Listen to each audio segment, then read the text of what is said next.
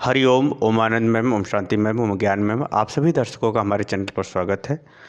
आज हम लोग बीएड थर्ड सेमेस्टर के अंतर्गत श्रवण बाधित जो बालक हैं उनको जो है किस प्रकार से शैक्षिक पर्यावरण या शैक्षिक परिस्थितियां उत्पन्न करके उनको अधिगम कराने में या शिक्षा ग्रहण कराने में किस प्रकार हम लोग मदद कर सकते हैं, उस विषय में हम लोग अध्ययन करेंगे। ख़ास तौर से अगर हम बात करें तो जो श्रवण बाधित बालक होते हैं उनको शिक्षा देने के लिए, उनको ग्रहण कराने के लिए सबसे बड़ी जो समस्या होती है वह संप्रेषण की होती है कि किस प्रकार से अपनी बातों को न सुनाई देने वाले बच्चों को या कम सुनाई देने वाले बच्चों तक किस प्रकार पहुंचाया जाए कि वह बात को समझ सके और सही व्यवहार और सही ज्ञान, सही गतिविधि को वह संपादित कर सके। ये समस्या प्रमुख होती है। परंतु यदि हम बात करें इस समस्या के अकॉर्डिंग या समस्या के अनुसार, तो सबसे पहला ध्यान ये रखना है कि जो श्रवण बाधित बालक है उनको एक शैक्षिक पर्यावरण देना है। यही कारण है, शैक्षिक परिस्थिति देना है। यही कारण है कि जो है श्रवण बाधित बालकों के अधिगम कराने संबंधी संसाधनों से पहले इस शैक्षिक परिस्थिति या शैक्षिक पर्यावरण की बात हम लोग करेंगे।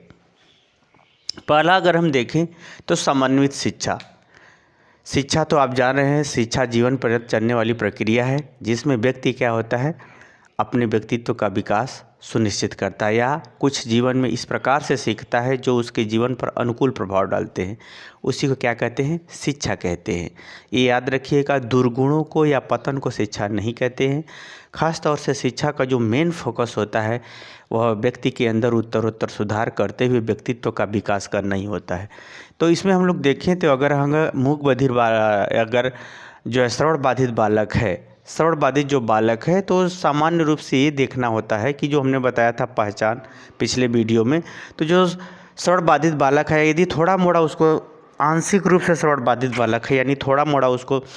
थोड़ी मोड़ी समस्या होती है या किसी चोट के कारण से या दवा के इन्फेक्शन के कारण से या कहीं गिर जाने के कारण से या कान में कोई रोग हो जाने के कारण से अगर उसके अंदर आंशिक यानी थोड़ा मोड़ा अगर उसको जो है सुनने में समस्या होती है, तो ऐसे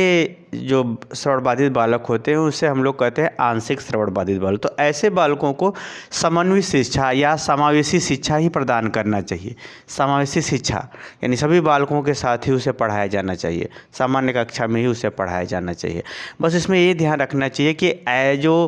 जो उसको शैक्षिक पर्यावरण दिया जा रहा है तो ऐसे बालकों को कक्ष में आगे बैठाने का प्रयास अध्यापक को करना चाहिए कि जिसको थोड़ा मोड़ा कम सुनाई देता है उस बालक को तुरंत क्या करना चाहिए, आगे के टेबल कुर्सी पे उसे बैठाना चाहिए, ताकि ऐसे बालक सामान्य बालकों के साथ ही सभी भाषाओं सभी अधिगम प्रक्रिया को या शिक्षा को वो ग्रहण कर सके। तो इसमें ये ध्यान रखना है कि जब आंशिक यानी थोड़ा मोड़ा उसको कम सुनाई देता है तो ऐसे बालक को समावेशी शिक्षा यानी जो भारत में इसमें काफ़ी व्यापक, क्या पूरे विश्व स्तर पर जो व्यापक स्तर पर चल रही सभी प्रकार के बालकों के साथ शिक्षा जो दी जाती है उसी कक्ष में ही बैठा करके उसे शिक्षा प्रदान करनी चाहिए। ये बालक काफ़ी सफल भी हो जाते हैं। इनके बालकों के ऐसे बालकों के व्यक्तित्व विकास में कोई विशेष बाधाएं नहीं आती है क्योंकि ऐसे बालकों को सहपाठियों का सहयोग और शिक्षकों का थोड़ा सा ध्यान मिल जाता है और जो है उसको अगर इस प्रकार से जो है सहयोग मिलने के कारण से वह सामान्य रूप से अध्ययन करते हुए अपने व्यक्तित्व के विकास में सफल होता है। अगर हम दूसरे की बात करें शैक्षिक परिस्थिति की, तो नियमित विद्यालय में विशेष कक्षा जो बालकों को थोड़ा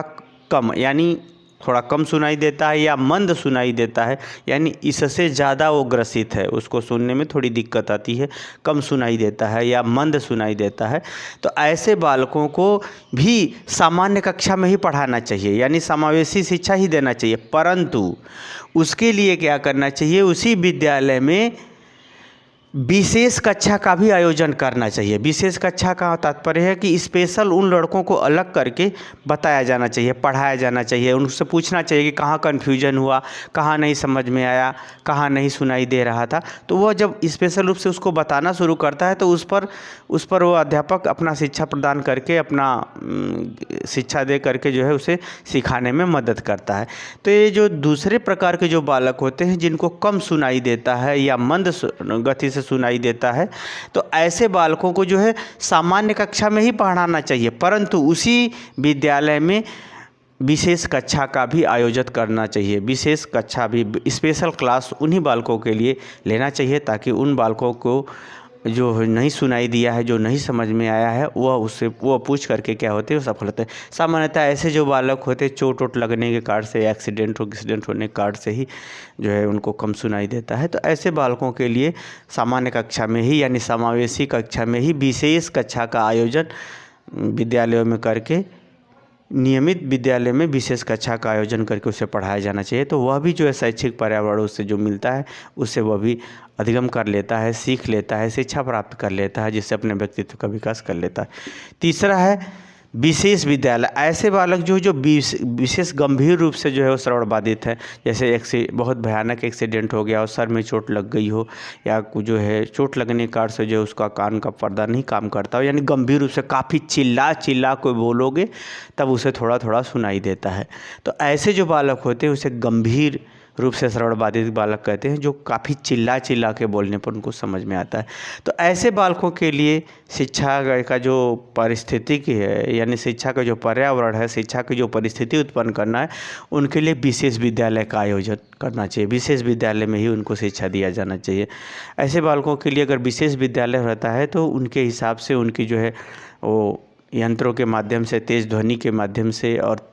अन्य उपकरणों के माध्यम से इनको जो है आराम से शिक्षा प्रदान की जा सकती है। परंतु इस बात का विशेष ध्यान रहे कि विशेष विद्यालय तो उनके लिए होगा, परंतु वह जो है सामान्य लोगों से, समाज में भी वे रहेंगे,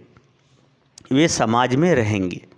समाज में वो इनका अध्ययन होगा। यानी समान अपने घर में रहेंगे और घर से विशेष विद्यालयों में वो पढ़ेंगे। इसका ध्यान रखिए कि जब इसको जो है विशेष उपकरणों के माध्यम से विशेष विद्यालय में विशेष विधियों का, विशेष तकनीकों का प्रयोग करके जब उसे सिखाया जाएगा तो वह समाज में या सामान्य व्यवहार में भी उसका वो प्रयोग कर सके, ताकि वो आत्मविश्वास उत्पन्न हो सके, वह सीख सके। तो जो गंभीर रूप से श्रवण बाधित बालक होते हैं, ऐसे बालकों को विशेष विद्यालय में तो पढ़ाया जाता है, परंतु समाज में ही उसको रखा जाता है, ताकि वह सीखी हुई चीज़ को समाज में प्रयोग करके या लोगों के द्वारा किए जाने वाले व्यवहार में भागीदार हो करके जो है वो अपने विश्वास को बढ़ा सके, और साथ ही वह सामाजिक जीवन अच्छी तरह से समझ सके या जी सके, जिसके आधार पर वो अपने व्यक्तित्व का विकास कर लेता है। वही अगर चौथा की बात करें तो आवासीय विद्यालय। आवासीय विद्यालय के यहाँ ये तात्पर्य है कि जिस बालक को बिल्कुल नहीं सुनाई देता है, बिल्कुल नहीं सुनाई देता है,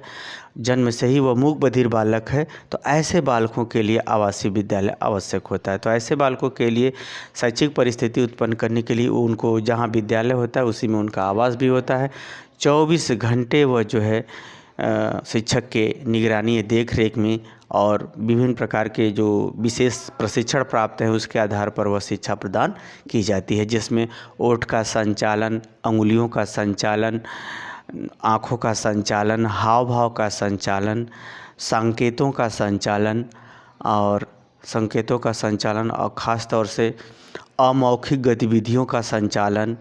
इत्यादि के माध्यम से उसे जो है धीरे धीरे उसे पढ़ा दिया जाता है और वह भी पढ़ने में सफल हो जाता है। इस प्रकार से जो आवासीय विद्यालय हैं जो श्रवण बाधित बालकों के लिए है, वह जो है जिसको पूरी रूप से नहीं सुनाई देता, इस प्रकार उसको पढ़ाया जाता है, जिससे वह भी समझते बुझते अपने व्यक्तित्व का विकास कर लेता है। अब आगे के वीडियो में हम लोग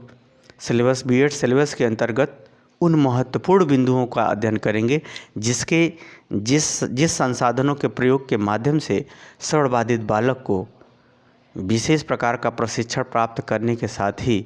उन्हें अधिगम कराने में सफलता मिलती है या अधिगम कराना सरल हो जाता है। यानी हम लोग उन विभिन्न संसाधनों का अध्ययन करेंगे जिसके आधार पर हम श्रवण बाधित बालकों को अच्छी तरह से अधिगम कराने में सफल हो जाएं। संसाधनों का प्रयोग करेंगे, साधनों का अध्ययन करेंगे, जिसके आधार पर हम लोग श्रवण बाधित बालक को अध्ययन कराने में सफलता मिलती है। आगे के वीडियो में पढ़ेंगे। मुझे उम्मीद है कि आप शैक्षिक परिस्थिति का और श्रवण बाधित बालकों के पहचान के अनुसार उत्तम संयोग को आप समझ गए होंगे। समझ गए हैं तो कमेंट बॉक्स में ज़रूर बताइए। साथ ही मेरे चैनल को लाइक शेयर सब्सक्राइब भी करें। हरि ओम।